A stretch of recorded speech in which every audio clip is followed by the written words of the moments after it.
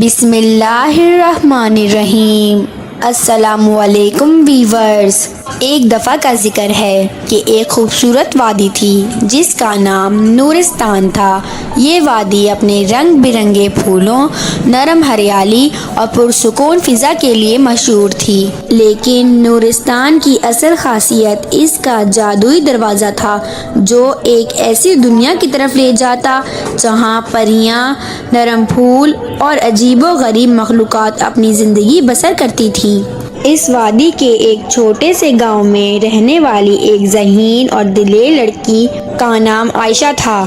بچپن سے ہی عائشہ کو ان کہانیوں اور خوبیوں سے محبت تھی جو اس کے دادا بزرگ اسے جادوئی دنیا کے بارے میں سناتے تھے۔ اس کے دل کی گہرائیوں میں ہمیشہ ایک بات رہتی کہ کہیں یہ کہانیاں حقیقت نہ ہوں۔ ایک دن عائشہ نے ہمت کی اور ٹھان لی کہ وہ خود اس جادوئی دنیا کا راز کھوج نکالے گی۔ صبح کی پہلی کرنوں کے ساتھ عائشہ اپنی چھوٹی سی ٹوکری میں کچھ کھانے پینے کی اشیاء باندھ کر گاؤں سے چلی گئی۔ اس کا راستہ پہلے گھنے جنگل سے گزرا۔ جنگل کے درمیان ایک قدیم دریا بہتا تھا جس کے کنارے ایک پرانا پل تھا۔ عائشہ کو ایسا لگا کہ جیسے کوئی کہانی کی طرح ہو۔ اس پل کو پار کرتے ہی اس کی نظروں میں ایک چمکدار نورانی راستہ نمودار ہوا۔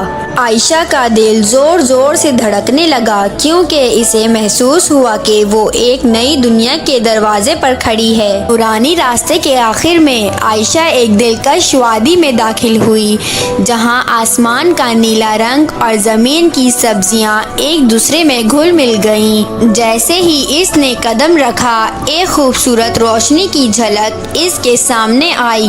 یہ ایک پری تھی جس کے چاندی جیسے پر اور نرم مسکان نے فوراً عائشہ کا دل جیت لیا۔ پری نے محبت سے کہا، خوش آمدید عائشہ، ہم تمہاری آمد کے لیے طویل عرصے سے منتظر تھے۔ ہماری سرزمین پر ایک اندھیرا چھایا ہوا تھا اور تمہارے اندر کی خالص روح ہمیں امید کی کرن دے رہی ہے۔ عائشہ نے پری کی باتیں غور سے سنی اور محسوس کیا کہ شاید اس کی قسمت نے اسے یہاں بلایا ہے۔ پری نے عائشہ کو اپنے ساتھیوں سے ملوایا۔ ایک دانا خرگوش جس کا نام اکوما تھا، ایک شرارتی مگر پیاری جادوئی پری جس کا نام ایلا تھا اور ایک بہادر جنگلی شیر جسے شیرزادہ کہتے تھے۔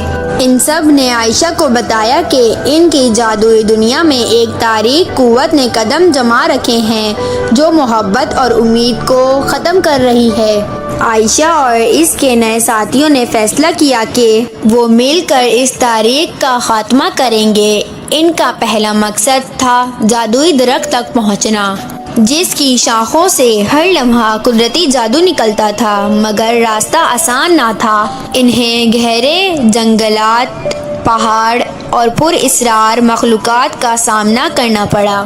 ایک دن جنگل کے قریب ان کی ملاقات ایک پر اسرار جادوئی کنویں سے ہوئی۔ کنویں کے پانی میں جھلکتی چمک نے ان سب کی توجہ اپنی طرف کر لی۔ عائشہ نے کنویں کے پانی میں غور کیا تو اس نے اپنے اندر کی آواز سنی جس نے اسے بتایا کہ اس تاریخ کی جڑ اس جنگل کے دل میں کہیں پوشیدہ ہے۔ کنویں نے مزید کہا کہ اس رازدانی کو کھولنے کے لیے ایک خاص کنجی کی ضرورت ہے جو صرف دل کی خلوص اور ایمان رکھنے والے کو مل سکتی ہے۔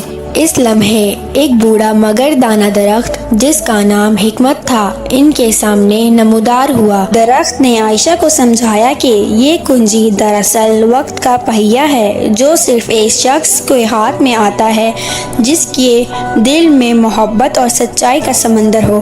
عائشہ نے اپنے دل کی گہرائیوں سے سچائی کا امتحان دیا اور درخت نے اس کی خلوص کو پہچان کر اسے یہ قیمتی کنجی دے دی۔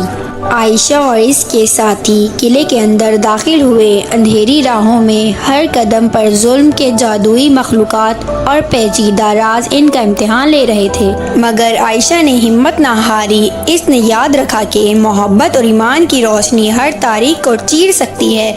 پری لال نے اپنی جادوئی قوت سے دشمنوں کو دور رکھا جبکہ شیر شہزادے نے اپنی طاقت سے ان کا مقابلہ کیا۔ آخرکار وہ ظلم کے بڑے کمرے میں پہنچے جہاں اسے شیطانی جادوگر نے اپنی مکمل طاقت سے حملہ کیا۔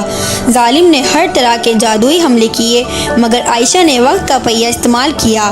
جب اس نے اپنی اندرونی خلوص کے ساتھ گھمایا تو وقت کا پہیہ ایک چمکدار روشنی میں ڈھل گیا اور ظلم کی تاریخ پگھلا کر فنا ہو گئی۔ ظالم کی شکست کے بعد قلعے اور اس کے آس پاس کا ماحول بدل گیا۔ جیسے ہی اندھیرا مٹ گیا، نورستان کی وادی میں روشنی کی لہر دوڑنے لگی۔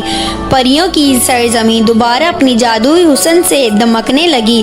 ہر طرف رنگ برنگے پھول، چمکتی ہوائیں اور خوشگوار نغمے گونجنے لگے۔ عائشہ نے اس سفر سے ایک قیمتی سبق سیکھا کہ ایمان اور محبت کی طاقت سے بڑا مسائل حل کیا جا سکتا ہے۔ پریوں اور دیگر مخلوقات نے اس کی بہادری کی داد دی اور اس کا تہ دل سے شکر ادا کیا۔ وقت کے ساتھ ساتھ عائشہ کو اپنے گاؤں واپس جانا پڑا مگر اس کے دل میں ہمیشہ پریوں کی سرزمین کی یادیں اور ان کی محبت محفوظ رہی۔